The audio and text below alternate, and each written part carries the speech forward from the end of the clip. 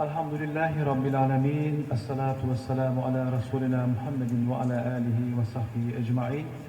Subhanaka la ilma lana illa ma 'allamtana innaka antal alimul hakim. Baik para hadirin yang mulia, dan pada sore ini kita insyaallah akan bersama-sama akan menikmati sebuah talk show. Dan tadi disampaikan oleh MC para tamu khusus kami, mulia kami, yaitu para narasumber. InsyaAllah kita akan bersama-sama sambil membaca bahasa entitas, dan kita juga akan insyaAllah nanti akan memahami apa artinya membaca mata air, membaca kehidupan. Dan juga tentu dengan sebuah majalah, kita bagaimana bisa nanti insyaAllah memahami bahasa entitas, dan kemudian bagaimana majalah mata air menjadi sebuah bacaan positif, dan kemudian bagaimana pengaruhnya kepada generasi, dan kemudian bagaimana pengaruhnya kepada masyarakat, bangsa, bahkan peradaban. Nanti kita akan bersama-sama menikmati talk show ini insyaAllah. Tentu setiap entitas, baik makhluk hidup maupun benda mati, tak ubah dia sebuah buku. Karena itu, perintah pertama, turun dengan redaksi bacalah. Buku memang untuk dibaca, dan maka itulah majalah mata air dengan semboyan membaca mata air, membaca kehidupan. Baik, jadi di sini alhamdulillah para narasumber alhamdulillah telah di tengah-tengah kita, para hadirin yang kami hormati. Izinkanlah kami akan sedikit menyampaikan CV beliau, yaitu pertama Bapak Hamid Fahmi Zarkashi. Beliau kelahiran Gontor pada tahun 58 di Indonesia, dan saat ini beliau Rektor Universitas Cordova di Sumbawa Barat, dan beliau juga di Gontor tentu, dan saat ini juga beliau pimpinan dari MIUMI, yaitu Majelis Ilmuwan dan Ulama Muda dan Cendekiawan Muslim Indonesia. Dan pas waktu deklarasinya pada malam itu, saya juga alhamdulillah waktu itu hadir pada malam itu, ya masih ingat. Dan beliau juga beliau adalah saat ini juga direktur dari INSIS, yang ini juga sebenarnya sebuah institusi yang luar biasa, dan juga menghasilkan karya-karya tentu tentang peradaban Islam, peradaban Indonesia. Dan juga beliau saat ini juga aktif menulis di Koran Republika juga. Dan insya Allah nanti kita akan bersama-sama mendengarkan nanti pembicaraan beliau. Yang kedua, yang narasumber kita yaitu Dr. Ali Ünsal. Beliau kelahiran Ankara, Turki 72, dan beliau saat ini selaku Direktur Fethullah Gülen Chair dan Turkish Studies di UIN Syarif Hidayatullah di Jakarta. Dan juga beliau adalah seorang penulis dan peneliti dari Turki, dan beliau juga menulis banyak buku, terutama tentang surga dan neraka, para malaikat. Tentang ini buku-bukunya sangat indah dan juga cukup dalam. Dan kemudian buku terakhir beliau boleh dikatakan di Turki tentang sebuah isu yang sangat kontroversial, yaitu juga beliau menyinggung tentang ISIS, bagaimana secara umum sebenarnya gerakan ini apa, ISIS itu apa, atau dengan sejak dulu gerakan-gerakan Khawarij bagaimana terjadi di dalam umat manusia. Dan saat ini beliau juga selaku penasihat di majalah Mata Air, dan juga beliau adalah jadi penasihat untuk penerbitan di majalah Mata Air. Baik, selanjutnya Ibu Astri Katrina Lafta. Baik, beliau kelahiran 79 di Palembang, dan sejak dari Gajah Mada University beliau mulai dan aktif di kegiatan-kegiatan kemahasiswaan, dan kemudian beliau juga penterjemah dan juga penerjemah dari buku-buku dari Turki, dan saat ini beliau selaku pemimpin redaksi dari majalah Mata Air. Baik, selanjutnya saya akan persilahkan Dr. Adi Ünsal. Beliau, kalau Ustadz Fahmi izinkan, karena Dr. Adi Ünsal adalah penasihat dari majalah Mata Air, beliau akan memberikan sebuah presentasi bagaimana perannya sebuah majalah, kita bagaimana bisa membina sebuah generasi emas. Apakah generasi emas itu karatnya 18 atau 22 atau 24? Mari kita bersama-sama menyimak generasi kita karatnya berapa. Mari, kami persilahkan. Terima kasih. Bismillahirrahmanirrahim. Bapak Hamid Zerkeshi, apa namanya, posisinya besar dan banyak, satu persatu tidak bisa saya dan redaksi Mata Air, Ibu Astri Kalafta, Pak Moderator, dan semua tamu-tamu. Assalamualaikum warahmatullahi wabarakatuh.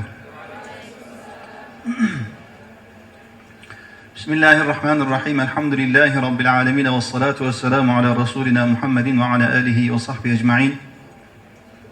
Saya sangat senang sekali karena acara ini dari aspek saya sangat penting. Tetapi yang pertama-tama saya mohon minta maaf untuk bahasa saya. Saya tidak orang profesional di bahasa Indonesia. Ada banyak mungkin kesalahan atau kurangnya, mohon minta maaf dulu. Kadang-kadang saya bisa campur dengan bahasa Inggris karena presentasi saya di bahasa Inggris. Kalau mau bahasa Inggris saya bisa langsung terus dengan bahasa Inggris. Yang mana bagus? Saya coba bahasa Indonesia ya. Saya akan coba, mohon minta maaf. Ya, topik saya importance of ideal generation and importance of reading for education, the ideal generation. Kita bisa bilang ideal generation atau golden generation, generasi emas. Ini salah satu mimpi. Mimpi siapa? Mimpi para alim ulama mutafakkir Islam. Di mana di zaman apa, di waktu apa? Di abad 19, 12 dan 12 20 dan 21. Kenapa? Karena di abad-abad ini Islam di seluruh dunia atau representatif of Islam tidak kuat di seluruh dunia. Karena itu kita selalu mimpi, atau alim ulama dulu mereka mimpi generasi seperti apa, seperti siapa? Seperti sahabat-sahabat Rasulullah sallallahu alaihi wasallam. Mereka jadi contoh untuk abad semua sampai kiamat dengan nilai-nilai Islam. Mereka hidup Quran dan Sunnah. Mereka jadi contoh yang live, hidup dengan hidup mereka. Ya, untuk ini tapi kita perlu apa-apa, saya akan mulai dengan apa namanya, ilmu atau knowledge dan apa perluan kita apa tentang apa knowledge. Saya mau apa namanya fokus sedikit ini, nanti saya pindah ke generasi emas. Kalau kita lihat ke Quran, kita bisa lihat knowledge, ilmu sangat penting. Nama Allah atau sifat Allah yang ilm, paling panjang, paling besar apa namanya ilmunya, termasuk zat baht. Dan kalau lihat Adam alaihissalam di surah Baqarah, di surah Araf, levelnya lebih tinggi dari malaikat. Kenapa? Kalau lihat di surah Baqarah,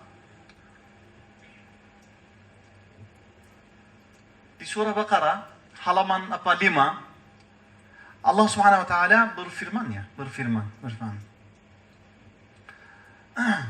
Falamma ayet başına getir Hafız.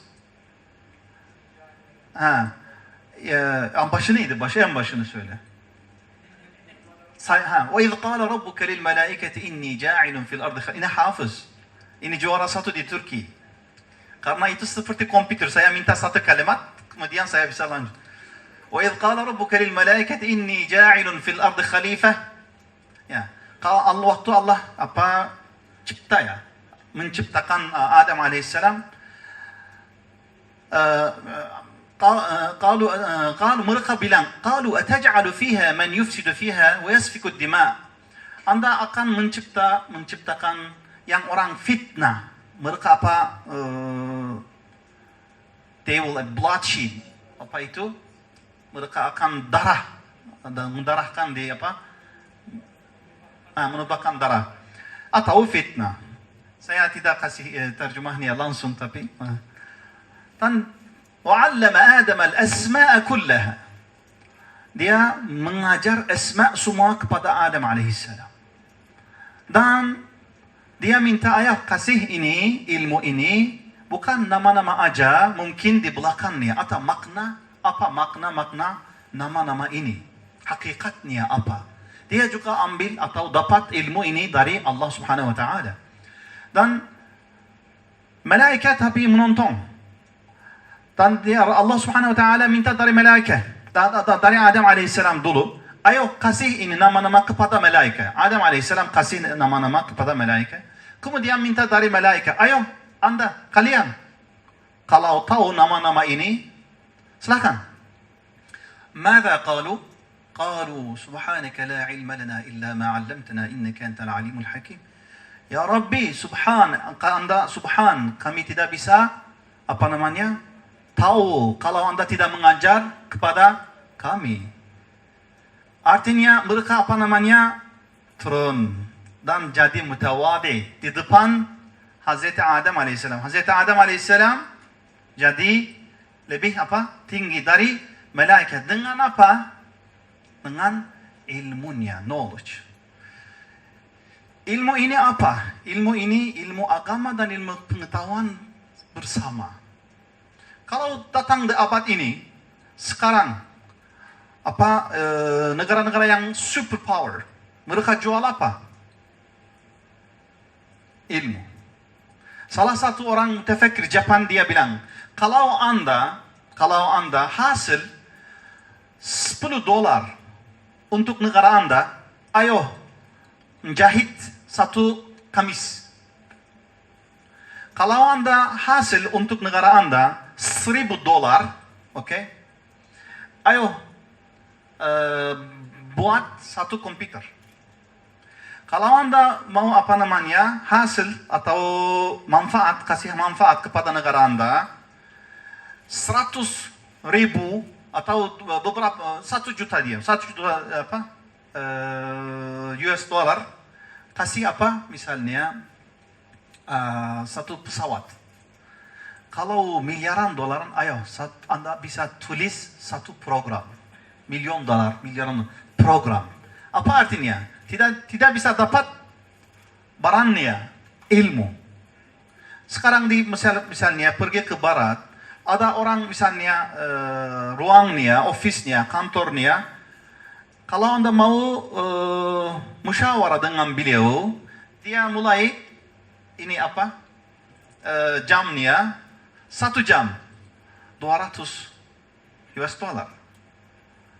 Dan 1 jam selesai. Mohon minta maaf, saya tidak punya 1 menit lagi. Orang-orang tunggu di sini.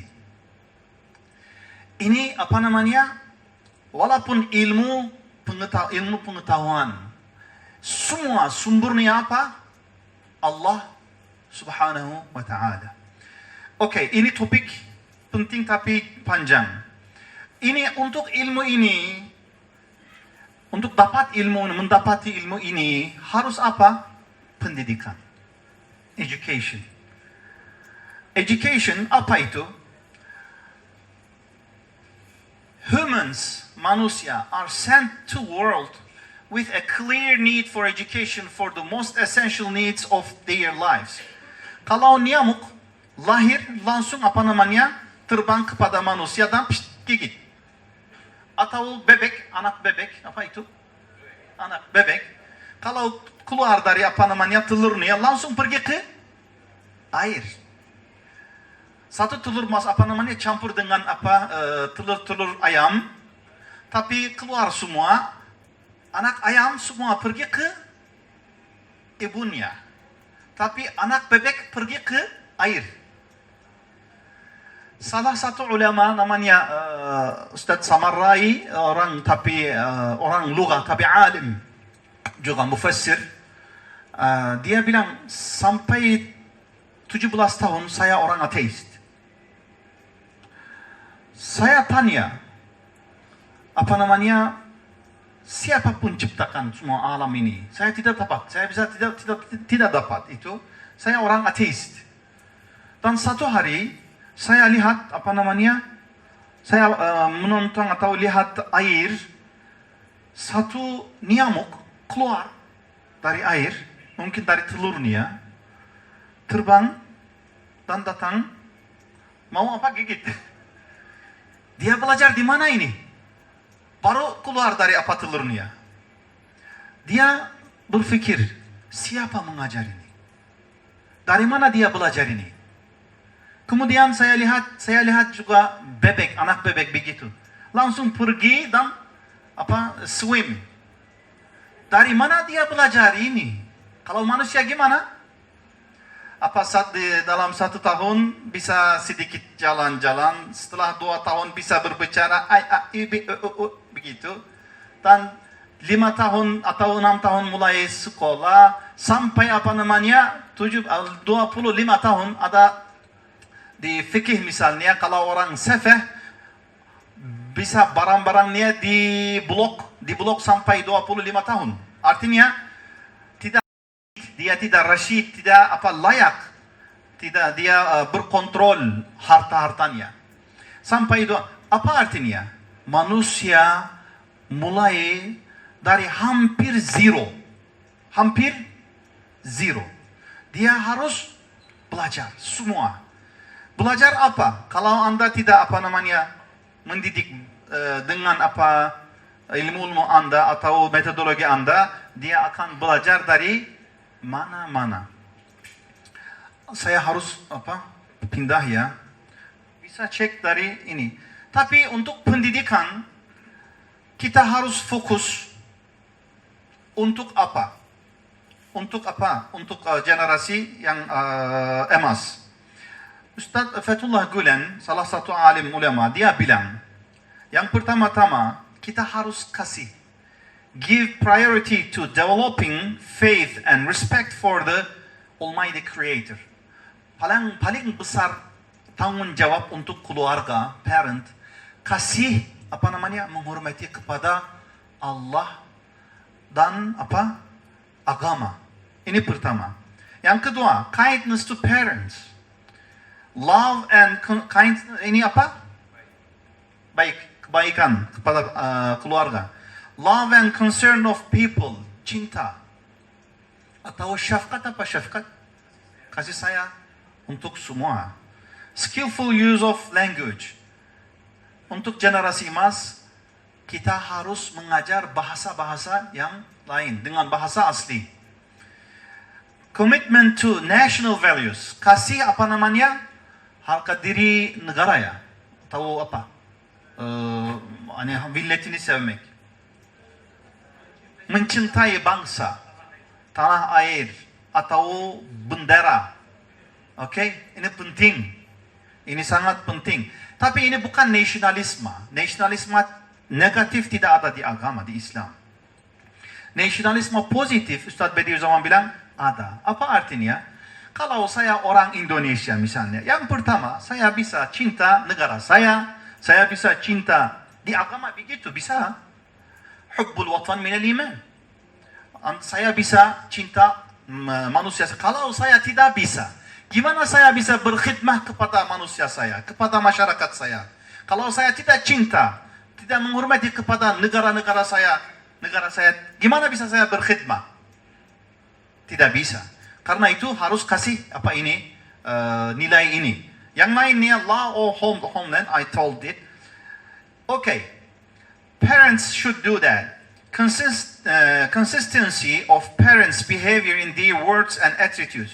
Bisa cek, selalu cek. Gimana akhlaknya, gimana kata-katanya, gimana temannya, siapa. Begitu.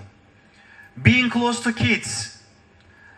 Dan apa panjang saya lewat karena ada beberapa poin yang penting. Terus establishing a positive direction in education. Ini sangat penting. Hoca Efendi, Fethullah Gülen Hoca Efendi bilang, kalau Anda tidak mengarahkan anak-anak muda, generasi baru, mereka pasti akan datang satu arah dari mana-mana. Dari fashion, dari music, atau dari apa movie, dari sports, dari mana-mana. Kalau Anda tidak kasih arah yang benar dan baik, mereka akan dapat pasti. Karena itu teachers dan parents, keluarganya dan apa guru-gurunya harus kerjasama, dan seperti setir mobil, jangan apa give up, bırakmak ne? Mirah setirnya, harus kontrol. Ini bukan apa namanya kezaliman, tidak, maksud saya bukan apa begitu. Kemarin saya dengar saya baca satu poin yang penting. Satu ibu sangat sıkıntılı, ne demek? Kecewa mı deniyor? Kecewa mı? Kecewa atau sedih karena anaknya tidak bisa kontrol. Anak apa? Yaramaz neydi? Anak nakal. Tapi guru-gurunya tidak bisa bantu. Dan satu hari dia jalan-jalan, dia lihat satu orang main dengan memainkan beer, beer, ayu, broan. Tapi duduk, berhenti. Melatih. Tapi dia main begitu, duduk, berdiri, putar. Oh, baik. Dia pergi pelatihnya. Oh, Bapak, saya punya muskil besar. Anak saya masalah besar. Anak saya nakal sekali. Anda mendidik atau melatih ini hayawan ini? Bisa bantu kepada saya? Bisa. 1 minggu cukup. 1 minggu kemudian bisa datang dan ambil. 1 minggu izin kepada saya. 1 minggu dia coba begitu.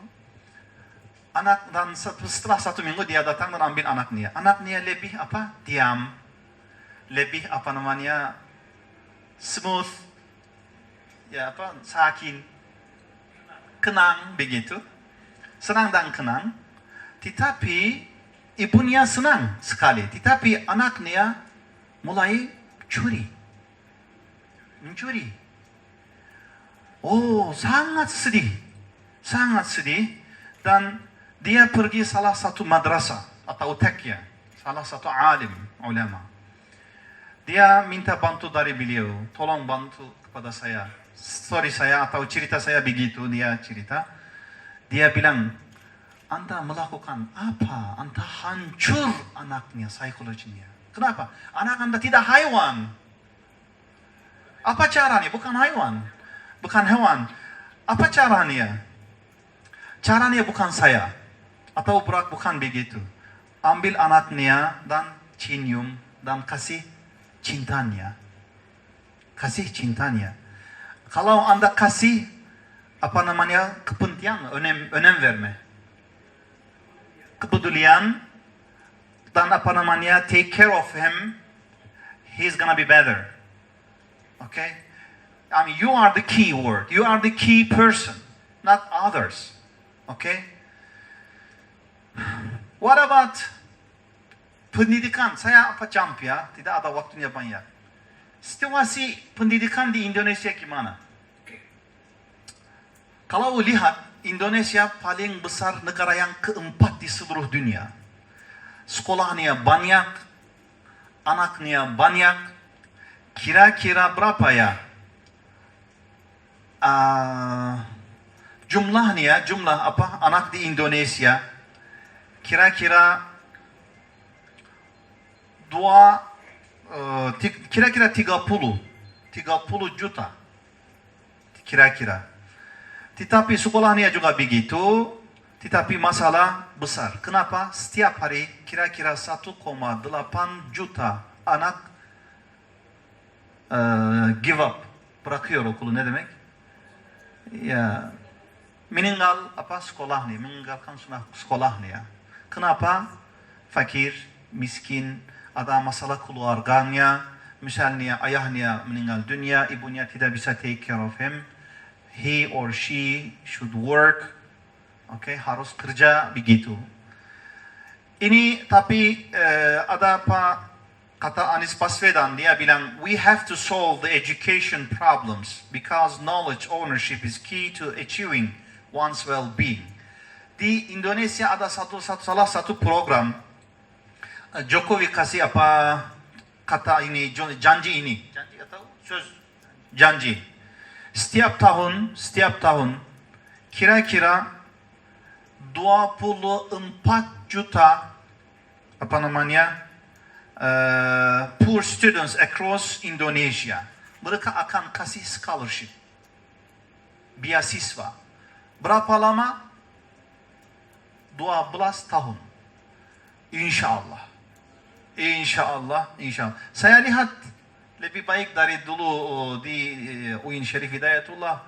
Misal ada banyak scholarship dari pemerintah ke agama, Kementerian Agama. Tetapi saya lihat masalah masih terus. Ada di Indonesia education level SD2. Average. SD2. Apa artinya? Jalannya panjang. Kita harus kerja banyak. Gontor salah satu contoh. Saya selalu berdoa, alhamdulillah mereka kasih pendidikan sangat baik. Saya sudah mengunjungi mereka. Alhamdulillah, sangat terima kasih. Oke. Ini pendidikan dan pentingnya sangat. Setiap tahun negara-negara miliaran dolar mereka kasih untuk berbaik generasinya. Proyek-proyek untuk memperbaiki generasinya. Karena kalau tidak kasih pendidikan dengan akhlakul karimah, baik narkoba, kriminal, yang lain-lainnya. Karena generasi apa? Kalau lihat generasi dan pentingnya, the new generation can build our world. Apa artinya? Generasi muda akan bangun dunia kita di masa depan. Kalau kita tidak mengajar, tidak mendidik mereka baik, Gimana situasi di depan, masa depan? Hancur, tidak bisa lihat harapan, hope. Dan the new generation can establish the peace in the world. Kalau Anda tidak kasih pendidikan dengan ilmu pengetahuan dan dengan ilmu atau nilai-nilai agama, mereka tidak bisa terbang. Kalau mereka ambil pendidikan aja ini, pendidikan pengetahuan, mereka akan lihat selfish atau materialis atau sombong atau yang lain-lainnya. Kalau kasih ilmu agama atau akhlakul karimah aja, tidak ada pendidikan, mereka tidak bisa berlomba dengan dunia. Dunia selalu maju, mereka tunggu dan ikut seperti ekor. Harus dua-duanya penting. Fethullah Gülen Hoca Efendi kasih satu model di seluruh dunia. Saya lihat sama model di Gontor. Alhamdulillah. Ilmu pengetahuan dan ilmu agama bersama. Kita harus tahu apa abad kita. Oke. Berapa?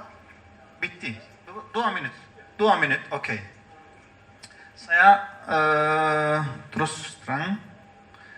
Kalau untuk pendidikan kita harus fokus ini apa?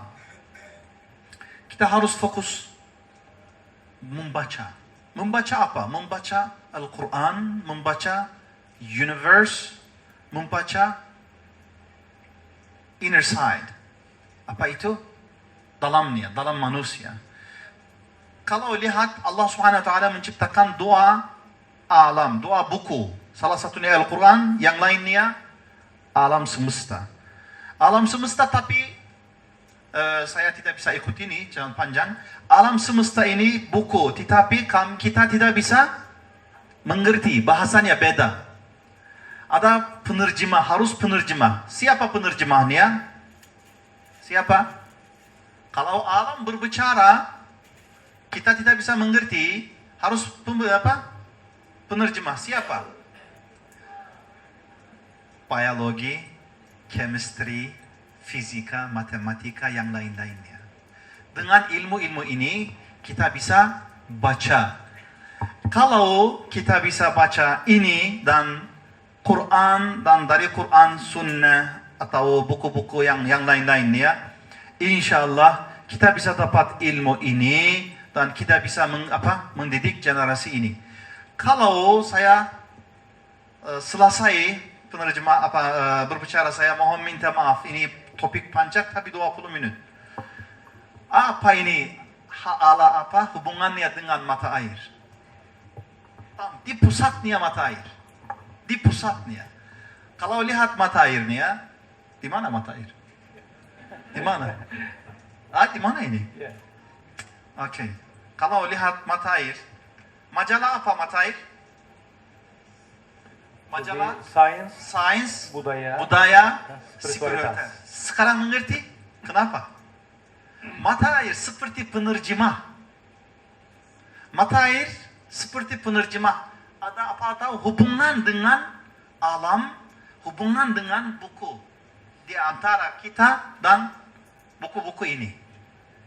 Dan saya sangat berterima kasih, atau ini mungkin salah atau berbicara begitu, untuk kepada mata air sebagai editornya, penulisnya, karena penulisnya dari seluruh dunia, bukan dari Indonesia aja, sangat kaya. Dan siapapun kerja di mata air sangat berterima kasih. Kenapa? Karena kita perlu ini. Kita selalu baca buku sekolah, tetapi tidak ada waktunya baca yang dunia. Ini mata air akan jadi penerjemah atau salah satu hubungan di antara kita. Terima kasih banyak. Wabillahi taufiq wal hidayah. Assalamualaikum warahmatullahi wabarakatuh.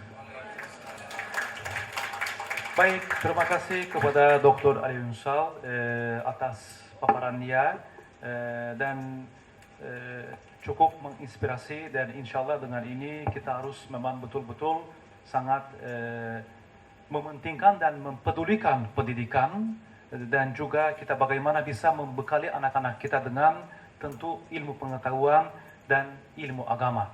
Harus dua sayap supaya kita bisa terbang. Baik, selanjutnya langsung kepada Ustadz kami, yaitu Dr. Hamid Fahmi Zarkashi. Beliau dari juga sebenarnya mewakili Gontor, adalah kebanggaan Indonesia sebagai pusat pendidikan di Indonesia.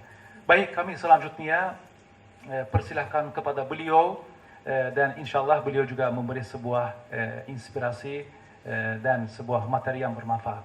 Terima kasih.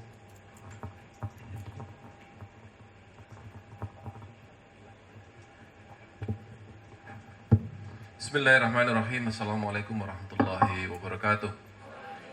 Alhamdulillahirrahmanirrahim. Nubihi nasta'in ala umuri dunia wa din. Wassalatu wassalamu ala Muhammad asyrafil anbiya'i wal mursalin wa ala alihi wa sahbihi ajma'in, amma ba'du. Berbicara mengenai media massa. Sekarang ini dalam dunia saja itu jutaan media, apalagi sekarang ada media sosial.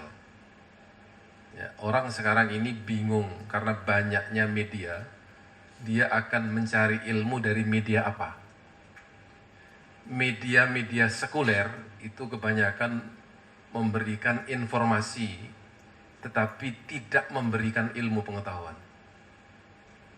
Bedakan antara informasi dan ilmu. Nah, informasi ini bisa menyesatkan, bisa memberi petunjuk. Nah, sekarang tinggal siapa mencari apa. Jadi sekarang ini dunia sangat terbuka. Anda itu seperti di dalam Al-Quran, wa nafsum wa ma sawwaha fa'alhamaha fujuraha wa taqwaha. Ini kalau ditafsirkan menjadi jiwa itu diciptakan dengan sebaik-baiknya. Anda memilih media mana? Media sekuler atau media yang syaitan? Ya. Media massa ini bisa jadi di sana ada media khusus untuk para pelacur. Ada media khusus untuk para orang-orang yang mencari ilmu betul-betul lillahi ta'ala. Ada media LGBT. Ya. Ada media yang betul-betul menjauhkan orang dari agama. Apa aja orang bisa membaca. Tetapi masalahnya, apakah seorang pembaca itu bisa memilih? Ini yang masalah. Oleh sebab itu, ya, dalam mencari ilmu itu orang perlu mencari teman yang baik. Ya, kalau dalam mahfudat itu namanya suhbatul ustad. Berteman dengan seorang guru itu adalah bagian dari mencari ilmu. Nah, sekarang berbicara mengenai dunia. Ya.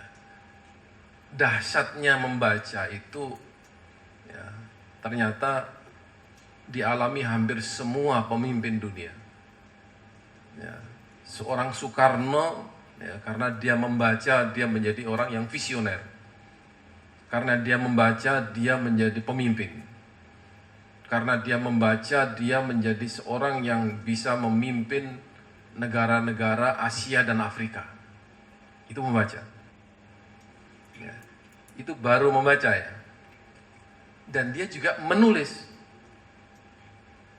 Makanya seringkali saya, ya, tidak tahu di sumbernya dari mana, mengatakan kepada masyarakat, kalau Anda ingin mengenal dunia, membacalah. Kalau Anda ingin dikenal dunia, menulislah. Kalau Anda ingin memimpin dunia, berilmulah.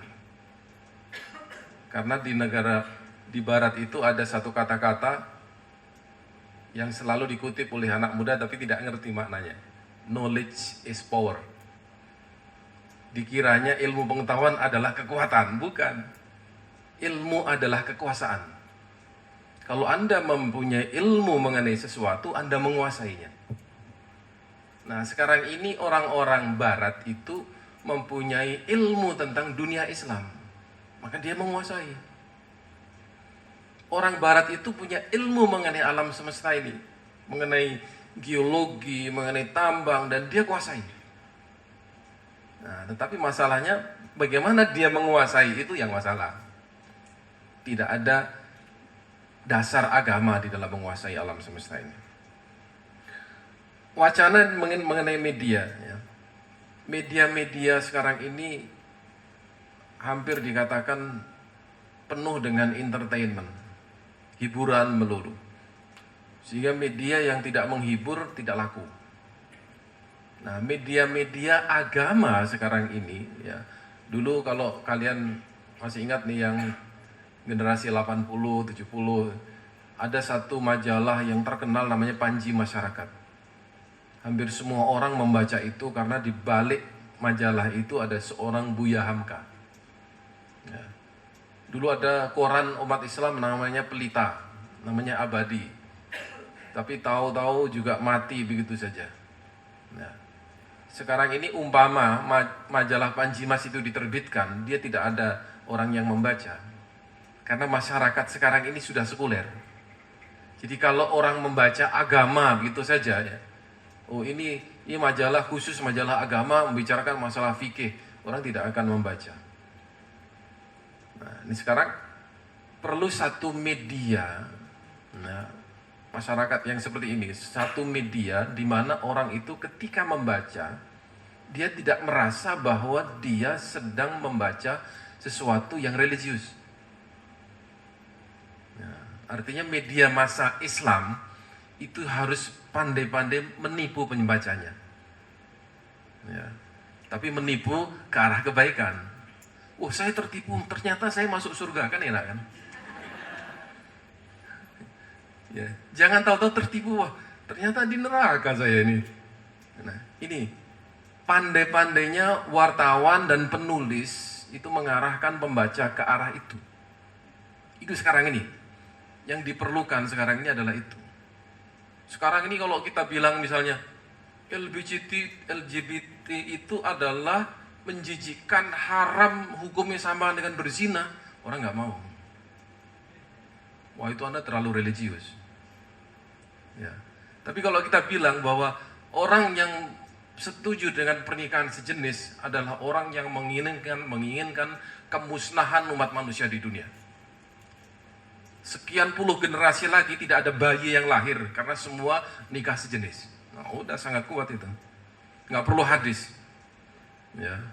Dan semua orang yang menikah sejenis pasti kena HIV. Dokter telah membuktikan itu dan sebagainya. Itu lebih masuk akal. Nah, setelah itu baru kita ngomong apa yang dikatakan dokter itu benar karena hadis Nabi juga mengatakan demikian. Apa yang saya omongkan inilah cirinya mata air. Tidak menggurui pembaca, karena sekarang ini kata-kata menggurui itu tidak disukai orang. Ya. Bahasanya bagus, tidak menggurui. Tidak menggurui berarti dia tidak perlu guru dong. Ini pembaca yang kurang ajar sebenarnya nih. Ya. Orang masyarakat kita ini masyarakat yang arogan. Saya suka ustadz ini karena tidak menggurui. Lah emang kamu jadi guru? Nah, semua itu yang punya ilmu harus menggurui. Kalau dia tidak menggurui, gimana dia mau mentransfer ilmu? Ya. Dia harus merasa tahu daripada audiennya. Cuma sekarang ini karena masyarakat seperti begitu ya, cara kita menggurui masyarakat itu adalah dengan cara menipu masyarakat. Masyarakat harus ditipu supaya masuk surga. Ya, enak mana? Saya terpaksa masuk surga atau ikhlas masuk neraka? Pilih mana? Nah, ini logika ini harus diterapkan dalam media massa. Oke. Kemudian ada logika-logika yang menggiring orang untuk beriman kepada Tuhan. Ya. Ini yang perlu di dalam media massa. Sekarang ini kan kalau kita terlalu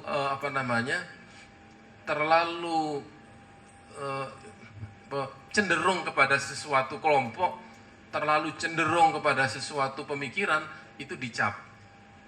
Ini media tidak objektif. Ini agak aneh ini. Jadi kita harus betul-betul dituntut supaya profesional, tidak memihak. Sekarang saya ingin tanya, media mana yang tidak memihak? Ya. Tidak ada, media pasti memihak. Ya. Nah sekarang bagaimana kita memihak kepada Islam, tetapi tadi menipu pembaca seakan-akan kita tidak memihak. Itu aja sebenarnya. Ini kepandaian jurnalis ini di sini yang dituntut, jurnalis Muslim. Ya. Ini katanya koran yang paling bagus, paling ilmiah adalah Kompas. Anda kalau tidak membaca Kompas sehari, ketinggalan zaman. Kalau media sosialnya Anda tidak membaca detik.com, Anda ketinggalan. Ini image aja sebenarnya. Ya. Kalau Anda seorang Muslim, ya, Anda membaca, maaf ini saya harus sebutkan ini karena kita bicara media kan. Anda membaca Republika ya, dan membaca Kompas. Saya terus terang aja. Saya membaca Kompas, saya masih kelaparan. Saya membaca Republika, saya kenyang. Kenyang ilmu maksudnya. Ya. Jadi kalau Anda mencari persoalan umat Islam di Kompas nggak ketemu. Kenapa? Ya karena dia tidak memihak umat Islam. Tapi kalau Anda membaca Republika, ada di situ ekonomi syariah, di situ ada berita mengenai organisasi Islam, ada pendidikan Islam, ada parenting, ada mengenai pendidikan anak, ada dunia Islam, ada sejarah peradaban Islam. Kenyang itu. Wah, saya nggak suka yang Islam-Islam. Nah, Anda ini orang Islam atau bukan? Nah, kalau Anda tidak suka Islam, terserah. Ya, terpaksa masuk neraka kan? Atau ikhlas masuk neraka. Ya. Jadi di situ media itu. Oleh sebab itu kita sekarang ini sedang mencari media yang mencerdaskan. Ya, mencerdaskan. Begitu orang membaca media itu, orang dia akan secara tidak sadar dia digiring kepada sebuah pemikiran yang itu akan menguntungkan kita. Nah disitulah Anda akan memperkaya ilmu Anda itu melalui apa dulu. Kalau Anda membaca buku, ya tentu sama dengan Anda makan nasi. Ini orang Indonesia kalau tidak makan nasi sehari dia bisa pingsan. Kalau orang Turki tidak makan roti dia bisa. Ya. Buku itu adalah nasinya. Ya. Majalah itu adalah kue-kuenya, snacknya. Nah. Koran itu adalah snack yang tidak bermutu, kacangnya gitu ya. Kacang-kacangan. Jadi kalau makan makanan snack itu yang ringan, paling ringan adalah baca koran. Jadi kalau Anda nggak baca koran sehari, ya Anda paling kehausan informasi. Anda tidak membaca majalah, ya Anda akan kehilangan satu informasi yang penting. Kalau Anda tidak membaca buku, Anda pasti dan harus kelaparan. Ya. Kalau Anda tidak kelaparan, berarti Anda tidak sehat. Ya. Jadi kiaskan bacaan itu dengan makanan. Ya. Saya kiaskan bacaan ini sama dengan berzikir. Berzikir kan mengingat Tuhan. Mengingat Tuhan tidak selalu dalam bentuk berzikir mengucapkan itu, tetapi membaca ilmu-ilmu dari Tuhan. Nah, seperti disebutkan oleh Pak Jumur tadi, alladzina inna fi khalqis samawati wal ardi wa ikhtilafil laili wan nahari la ayatin lil albab. Lanjutannya ini yang menarik. Alladzina yadhkuruna Allaha qiyaman wa qu'udan wa 'ala junubihim wa yatafakkaruna fi khalqis samawati wal ard. Ini yang penting. Kita membaca itu dengan iman. Ya. Yadhkurun mengingat Allah, tapi pada saat yang sama yatafakkarun. Nah, disinilah tadi majalah Mata Air itu adalah majalah sains, budaya, spiritualitas. Artinya itu yadhkurun itu di situ. Jadi Anda sambil membaca, Anda sambil berzikir kepada Tuhan. Makanya ini nanti Bu Asri akan menerangkan ini, ya. Bahasanya Mata Air itu seperti apa? Ternyata menarik sekali itu bahasa yang menipu kita supaya masuk surga tadi. Ya. Ini. Jadi perlu satu majalah ya untuk makanan orang, snacknya orang berpikir, yang menggiring orang untuk beriman kepada Tuhan tapi tanpa dia rasakan. Kedua, majalah Mata Air ini adalah majalah yang diinspirasi oleh seorang tokoh namanya Fathullah Gulen. Yang menarik itu adalah, ini yang perlu saya kira perlu dipikirkan kita semuanya. Dari sebuah pemikiran menjadi sebuah majalah, ini tidak mudah. Ini di Gontor juga ada majalah Gontor namanya. Dari sebuah pemikiran idealisme pendidikan menjadi sebuah majalah, itu tidak mudah itu. Ya. Nah, ini perlu kita pelajari, kita tiru ya. Inspirasi-inspirasi yang mengalir dari Fathullah Gulen ini menjadi sebuah makalah-makalah saintifik, budaya dan spiritualitas yang itu menipu pembaca ke arah sebuah kebaikan. Nah, ini bagaimana itu diatur, dan ini Mata Air ini terbit di 7 negara ya. Berapa? 8 bahasa di dunia. Dengan isinya variatif sesuai dengan bahasa lokal. Ini sangat menarik ya, dan perlu kita orang Indonesia ini belajar lah. Orang Turki ini kan pernah menguasai dunia, kita nih dikuasai dunia, ini kan lain ya. Jadi kita mesti meniru ya apa yang sudah mereka lakukan dan sedang mereka lakukan sekarang ini, supaya kita naik level kita ini kepada tingkat dunia. Sudah cukup? Beberapa menit lagi ya. Ya, kemudian diksinya, kemudian ilustrasinya, ya, saya kira sangat menarik sekali. Ya, itu dibuat oleh orang yang sangat profesional. Nah, saya kira majalah-majalah kita yang khususnya majalah Gontor dan majalah-majalah seperti Hidayatullah itu perlu meniru layoutnya, ilustrasinya, bahasanya, supaya tidak disebut dengan majalah yang terlalu ke kiri-kirian atau ke kanan-kananan gitu ya. Ini orang tidak suka itu ya. Khairul umuri awsatuha ya, sebaik-baik itu adalah moderat ya. Jadi ini perlu dianukan dijadikan cerminan bagi kita semuanya untuk media-media massa, bagaimana kita mengangkat sebuah masalah ya tanpa menimbulkan masalah ya. Ini kayak pegadaian. Terima kasih. Assalamualaikum warahmatullahi wabarakatuh. Baik, terima kasih. Baik, Ustadz Zarkashi, terima kasih banyak. Dan dengan lukisan indahnya Ustadz Zarkashi, majalah Mata Air adalah teman baik kita. Dan juga saat kita membaca Mata Air, sebenarnya membaca lembaran-lembaran alam semesta sebenarnya. Karena alam semesta ini laksana perpustakaan ilahi. Kita bacanya sebenarnya gratis. Bukunya semuanya entitas ini adalah buku-buku ilahi sebenarnya. Saya teringat saat ditanyakan Maulana Jalaluddin Rumi, apa itu Masnawi? Masnawi itu adalah toko tauhid. Silakan masuklah dan ambillah. Kalau tidak sesuai dengan tauhid, jangan ambil. Nah, barangkali majalah Mata Air juga laksana toko tauhid, dan insya Allah saat kita membaca Mata Air tentu pakai lensa Al-Quran. Nah, mari kita selanjutnya ada presentasi dari pemimpin redaksi Ibu Astri Katrina Alafta. Sebenarnya bagaimana majalah Mata Air itu, gaya penulisannya apa, dan apa yang kita sebenarnya bisa petik dari majalah Mata Air. Kami persilahkan kepada Ibu Astri. Bismillahirrahmanirrahim.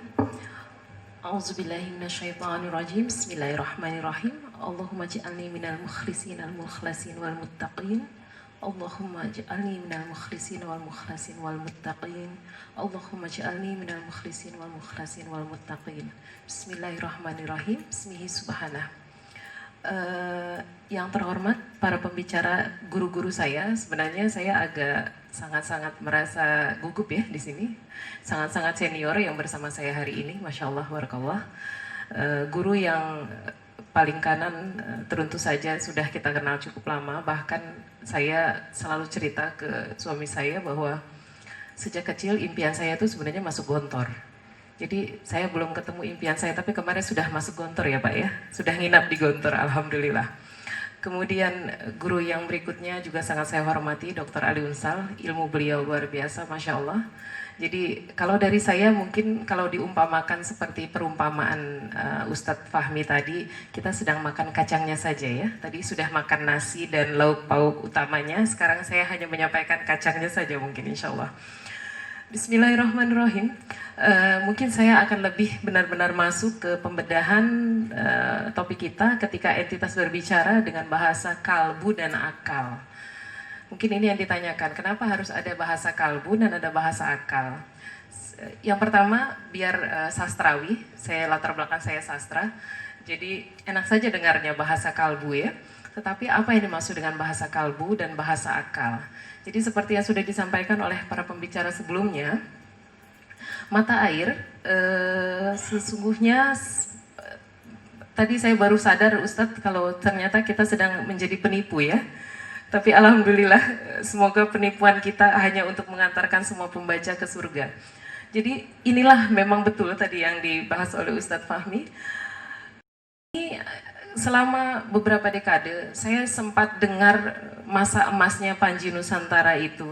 Juga sesudahnya kalau tidak salah ada majalah Prisma, bahkan ada majalah Mata Air Senior, yaitu mata air yang sebelum Mata Air yang sekarang. Jadi ketika majalah ini keluar pun kami sempat sowan minta izin kepada Gus Mus selaku Mata Air yang pertama dulu ada. Dan yang menyedihkan dari kami ketika kami tanya, kenapa Mata Air yang lama itu tidak lagi bisa dilanjutkan? Jawaban beliau adalah karena kekurangan artikel Ustadz. Jadi ternyata kita kekurangan sumber daya tulis. Dan ketika saya coba untuk cari-cari dan keliling gitu ya, kita ketemu banyak penulis Indonesia dan mancanegara. Ternyata banyak juga yang mengeluh mereka tidak punya wadah. Ada yang memilih untuk tidak menulis di beberapa media lain karena itu tadi ada cap-cap yang kalau nggak ke kiri ya ke kanan gitu ya. Maka kita mencoba jadi media yang wasaton di tengah gitu ya. Betul ketika Ustadz bilang menipu gitu karena memang harus pintar-pintar sekali di masa sekarang. Saya ingat sekali seorang sosiolog dari Australia kemarin, Bapak Orhan, beliau mengatakan begini, media itu di masa awalnya dipakai untuk menciptakan sebuah hokus-pokus bagi pemirsanya. Jadi kata media sendiri digunakan pada masa Yunani dan Romawi untuk menjelaskan peristiwa gladiator. Jadi kita sadar gladiator itu orang sedang kumpul, mohon maaf, melakukan tindakan kriminal kan, karena ada pembunuhan antara hewan dan manusia, siapa yang mati gitu. Tapi itu ditepuk tangani, ditonton, dan kemudian dijadikan bahan untuk berjudi. Inilah bentuk hokus-pokus media. Ketika entertainment maju, maka dia akan menipu, menyihir yang membacanya. Entah itu bentuknya televisi, entah itu bentuknya media tulis, entah yang sekarang, yang paling tren di anak muda sekarang adalah media layar, screen culture. Nah, maka kami berpikir, kalau orang-orang kiri yang mencoba merusak generasi yang tadi sudah dipaparkan oleh Dr. Ali Unsal, generasi emas yang harusnya jadi memimpin Indonesia, memimpin dunia ke depan dengan media, yuk kita gunakan jalan yang sama untuk mengembalikannya lagi. Kita harus rebut itu lagi, tapi masalahnya kita nggak punya tempatnya. Maka kami bersama Mata Air mengajak semua penulis, semua pembaca menemukan satu media yang bisa benar-benar di tengah ini. Maka kalau teman-teman lihat, Mata Air itu tidak akan terlalu cirinya sangat agamis sekali, kelihatan misalnya ada simbol-simbol agamanya sekali tidak ada gitu ya. Tapi dia tidak juga sekuler, karena kita tidak sedang ke arah sana. Nauzubillah misalnya kita tidak ke arah liberal, tidak ke arah sekuler. Yang kita tunjukkan adalah sebuah warna modern yang apik, yang manis, yang lembut, soft, yang kata Ustadz tadi menipu tapi nggak kerasa nggak lagi ditipu, nggak kan? Kita mengharapkan sebuah kemasan yang benar-benar secara teknologi, secara kemampuan harus benar-benar profesional. Maka saya sangat berterima kasih pada tim artistik kami yang kerja keras sekali untuk menghasilkan kemasan yang seperti sekarang ini. Kemudian tapi kita pentingkan di konten. Nah, kontennya, kalau saya boleh kutip sedikit pernyataannya Ustadz dulu waktu saya ke Gontor, beliau bilang gini ke mahasiswa-mahasiswa di Gontor. Kalau kalian nulis sebuah artikel, kemudian di depannya dikasih ayat dulu, kemudian dijelaskan, itu bukan artikel, tapi kultum. Jadi kalau di mata air kita nggak pakai cara itu. Di mata air kita membuat entitas atau apa saja yang sedang dijelaskan di majalah itu berbicara dengan bahasanya sendiri untuk mematahkan teori-teori yang salah yang selama ini sudah meracuni pemikiran kita. Kita coba mencari esensi kebenaran dan bawa itu dengan cara yang sejuk. Makanya kita pakai namanya mata air.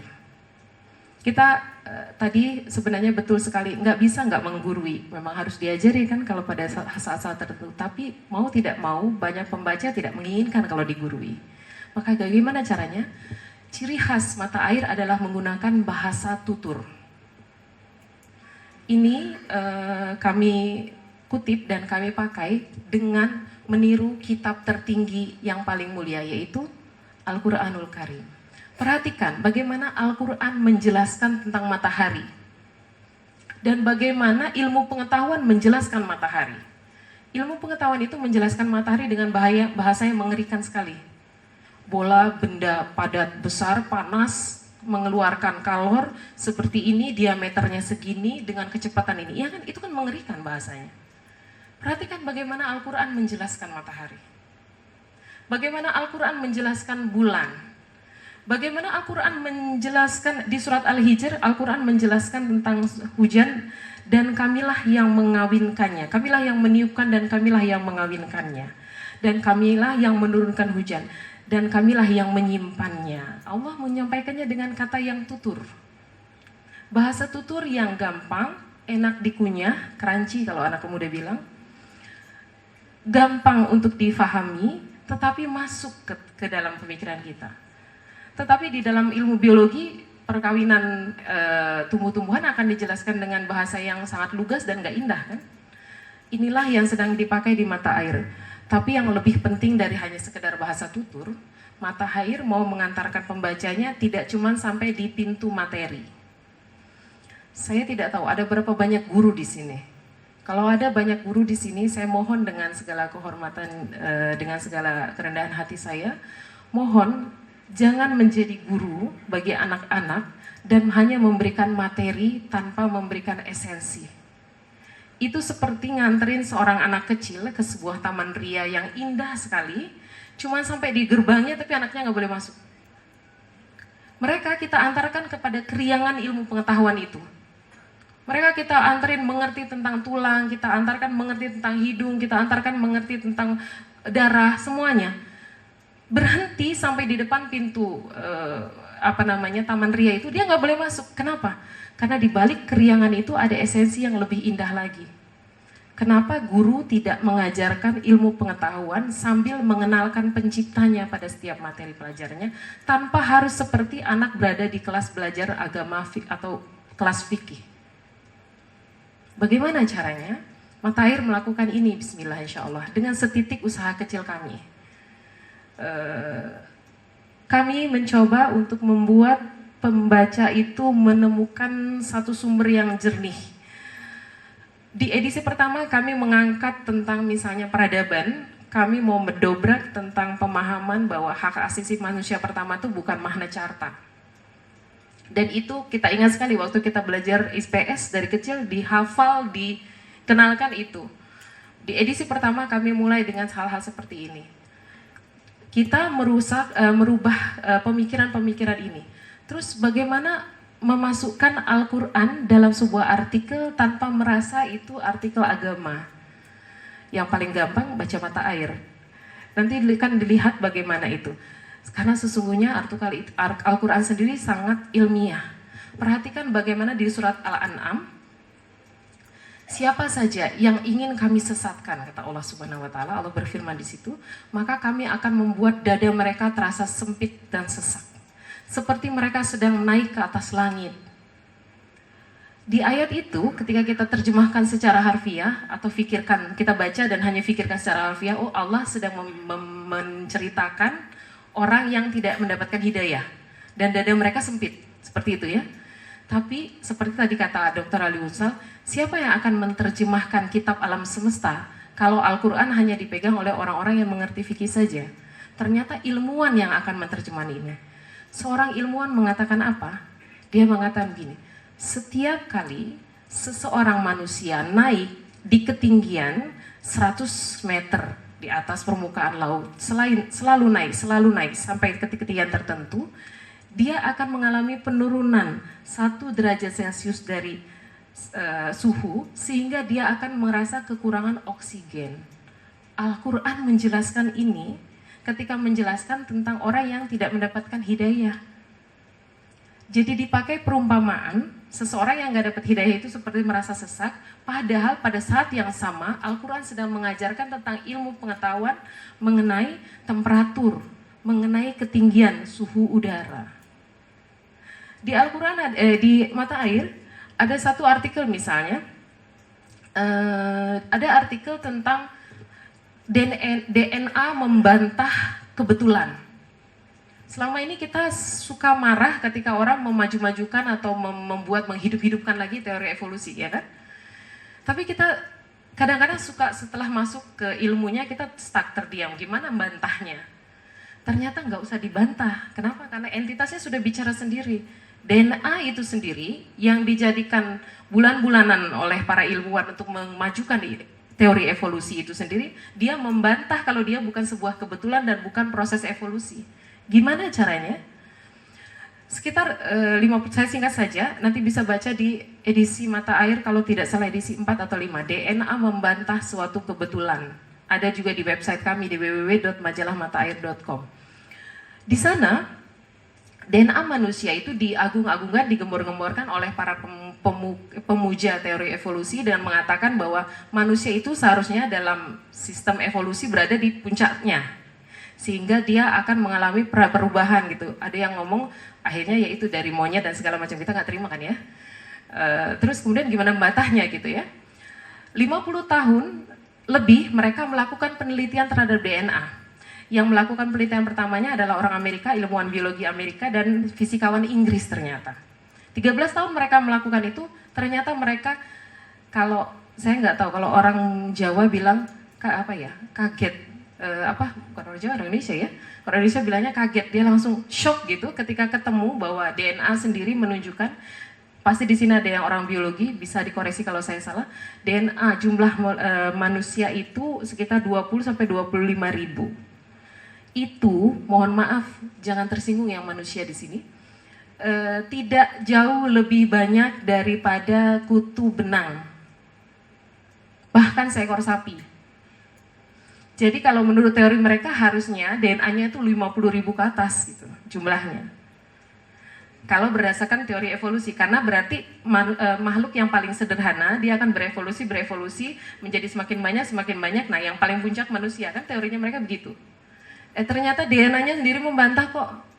Waktu diperiksa, yang berbeda dari seekor kutu benang, sebuah entitas kutu benang, seekor monyet dan seorang manusia itu bukan pada jumlah DNA-nya, tetapi pada kekerapan dan pada isi di dalamnya, pada kerumitan di dalamnya. Dan itu tidak mungkin melalui proses evolusi. Di artikel 7 ada cerita seekor jerapah misalnya. Seekor jerapah itu karena tinggi badannya sangat tinggi, lebih dari 2 meter, dia nggak boleh sering-sering minum. Kenapa? Jadi yang sekarang badannya tinggi ternyata nggak boleh sering-sering minum. Karena kalau kita seekor jerapah yang tingginya di atas 2 meter itu sering-sering minum, jantung dia akan berada di bawah lagi, sementara kepala dia juga akan berada di bawah, jantung juga akan berada di bawah. Itu tidak sesuai dengan denyut jantung, tekanan darah dia. Kalau dia, perhatikan kalau jerapah minum, nanti kalau ke taman safari perhatikan, gimana jerapah minum, dia akan membuka kakinya lebar-lebar ke kanan dan ke kiri, agar posisi jantung itu tidak terlalu rendah. ketika kalau dia cuma nunduk begini dia akan merendahkan sekali, tapi kalau dia merentangkan kakinya maka posisi kaki dan jantung tidak terlalu tinggi dan dia tidak terlalu sering akan minum. Karena itu akan menyebabkan ledakan pada tekanan darah si jerapah itu sendiri. Karena makanya Allah menciptakan dengan kebesarannya, daun-daun yang dimakan jerapah di atas pucuk-pucuk itu mengandung 70% air. Sehingga dia nggak perlu sering-sering minum. Sekarang pikirkan, bisakah jerapah ini adalah hasil dari teori Lamar? Yang mengatakan bahwa dulunya hewan itu pendek karena dia makan sesuatu yang tinggi terus dia menjadi tinggi. Gak mungkin kan? Berarti kita perlu ngotot tidak? Tidak perlu. Biarkan entitasnya yang berbicara. Biarkan entitas itu berbicara dan membuat bahasa kalbu dan akal kita terbuka. Bahwa tidak mungkin tidak ada penciptaan di balik ini. Tapi seperti tadi Ustadz mengatakan, gak bisa juga kalau di awal saya cuma tulis kasih ayatnya, terus di bawahnya langsung penjelasannya. Karena itu akan menjadi kuliah tafsir. Dan majalah Mata Air akan dikira menjadi majalah tafsir. Kemudian kenapa sih Bu gak berani punya ciri Islam sekali? Apa yang ditakuti? Tidak ada yang ditakuti. Tetapi kita akan lihat di sini mata air di dunia. Tolong switch ke belakang, mohon maaf Mas Ferry. Ya, paling atas dari jauh aja. Ya, ini adalah jalinan ilmu pengetahuan mata air di dunia. Dan kita seperti teman-teman lihat, Indonesia tuh tertinggal jauh. Kita baru ada 3 tahun yang lalu, tahun 2014, bulan Januari, tanggal 15. Sementara di negara-negara lain itu ada yang sudah 37 tahun, ada yang Fontaine itu yang berbahasa Inggris sudah 21 tahun, ada yang 15 tahun, ada Hira, ada Fontaigne yang di atas yang berbahasa Jerman, ada Revisa Cascada berbahasa Spanyol, Ebru berbahasa Perancis. Kemudian yang paling atas siapa yang bisa jawab boleh dikasih hadiah? Yang paling ujung kanan merah, ya ada yang bilang tadi. Bukan Ipang ya. Granier, ya. Itu Novia Grani berbahasa Rusia. Sekarang pikirkan media yang seperti tadi Ustadz sebutkan, yang kita harus fokus pembacanya agar pelan-pelan dia mendapatkan keimanan. Pelan-pelan dia mengerti tauhid. Pelan-pelan dia mencintai penciptanya. Terus berada di negara Rusia, terus lambang pertamanya jelek keluar Ka'bah gitu. Kira-kira langsung dibaca nggak? Akan langsung dipotong gitu ya, tidak mungkin ada. Tetapi Fontaine itu bisa ada 21 tahun di negara yang berbahasa bahasa Inggris. Baik, saya punya waktu 3 menit. Maka inilah yang membuat kita harus mungkin berada di wasaton, di tengah. Dan mempunyai ciri khas yang, karena jangan bilang Indonesia itu negara agamis. Saya sekarang mulai ke 2 tahun terakhir ini sudah mulai sedikit pesimis. Saya sering ketemu banyak mahasiswa dan pelajar yang ketemu dan ngobrol-ngobrol dengan saya, dan saya mendapatkan gambaran Indonesia mulai pelan-pelan meninggalkan wacana keagamisannya. Dan itu membuat mereka, itu tadi yang kata Ustadz tadi, merasa alergi dan merasa tidak mau baca kalau yang kelihatan terlalu keagama-agamaan. Padahal tidak ada yang salah dengan itu ya. Tetapi mau tidak mau, kita harus punya warna yang ternyata berbeda seperti ini. Silakan. Saya untuk mengakhiri, saya akan memperlihatkan, terakhir aja. Ada beberapa contoh-contoh artikel yang mungkin bisa dilihat di sini. Ya. Baik, ini tadi tabir ilahi pada penciptaan gen. Di sini juga ada bicara tentang bagaimana gen itu yang ngomong. Jadi nggak usah kita yang ngotot gitu ya. Ada lagi di sebelahnya, berguru ke alam terkembang. Ini penulisnya adalah guru besar di UI. Beliau profesor di bidang ilmu komputer. Tapi perhatikan, dari algoritma ke Internet of Everything, berguru ke alam terkembang. Ketika di Mata Air, beliau jadi sastrawi sekali. Sekarang beliau ini, Profesor Riri, setiap kali nulis di media lain selalu telepon dan kasih kabar saya, Bu Astri, saya pinjem bahasa bertutur mata airnya. Karena saya suka cara bertuturnya, kata beliau. Kemudian ada lagi artikel lain misalnya, ini kisah persahabatan dalam Si Cupak Lada adalah artikel sejarah, artikel peradaban. Ada lagi, fenomena ayat-ayat kelautan, penulisnya adalah orang Indonesia yang bermukim di luar negeri. kemudian ada kesempurnaan pada fisik burung. Saya selalu suka sama artikel ini karena membaca artikel ini yang paling sering saya jelaskan tentang burung kingfisher. Kalau yang di sini mungkin sudah dengar beberapa orang. Yang saya mau jelaskan yang lain di sini misalnya ada cerita tentang burung angsa yang bisa terbang.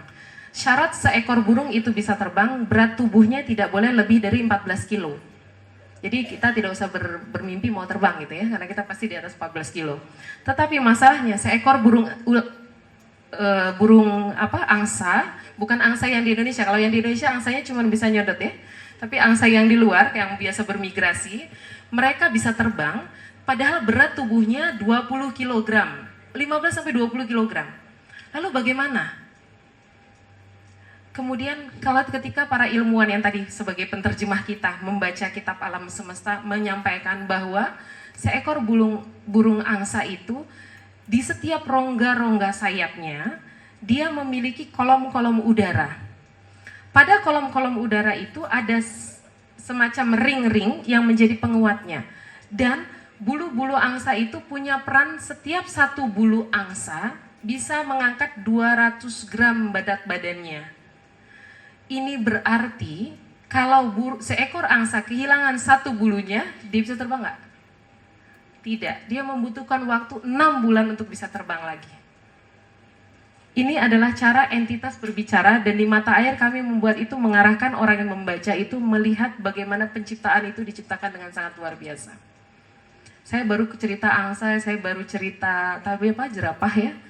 Belum mungkin cerita yang banyak yang lain, silahkan nikmati mata air. Kita terbit per 3 bulan, ada website dan Twitternya, silahkan di follow dan diikuti. Banyak artikel-artikel seperti ini, saya janjikan dalam 2 bulan ke depan kita akan punya insya Allah website yang lebih bagus dengan penampakan yang lebih baik insya Allah. Nanti di website yang baru silahkan para pemirsa dan pembaca mata air mengikuti karena mulai dalam 2 bulan ke depan kita akan ada kuis berhadiah pop quiz yang akan tercepat dia akan dapat hadiahnya langsung. Saya harapkan semua yang menghadiri di sini bisa mendapat salah satu bagian rezeki barokahnya nanti. Sikum wa nasibi taqwallah walhamdulillahirabbil alamin. Sekian dari saya. Wassalamualaikum warahmatullahi taala wabarakatuh. Baik Ibu Astri, terima kasih banyak. Dan ternyata dengan majalah Mata Air ini semua materi entitas bisa bernafas. Karena selama ini memang materi dianggap hanya namanya materi kosong saja, tapi ternyata saat materi entitas masuk ke majalah Mata Air mulai berbicara dan berbahasa dengan bahasa kalbu. Baik, barangkali cukup sekian dan semoga acara ini bermanfaat dan insya Allah dengan acara ini kita bisa menimba ilmu langsung dari mata air saja. Insya Allah dan membaca dan menelaah kitab alam ini mudah-mudahan dengan tentu majalah Mata Air menguatkan dasar-dasar keimanan kita dan mendapatkan cahaya makrifat dengan membaca Mata Air dan insya Allah bisa muncul di hati kita sebuah kecintaan ilahi. Mudah-mudahan dan cukup sekian. Walillahi taufiq wal hidayah. Wassalamualaikum warahmatullahi wabarakatuh. Aplikasi Android Saling Sapa sudah tersedia di Play Store. Download gratis aplikasinya sekarang juga dan install di ponsel Anda. Simak dan koleksi video maupun audionya. Kini jadi lebih mudah, menyenangkan, praktis, efisien, kapan saja dan di mana saja. Raih keberkahan dalam kemudahan. Salingsapa.com. Berteman dalam kebaikan.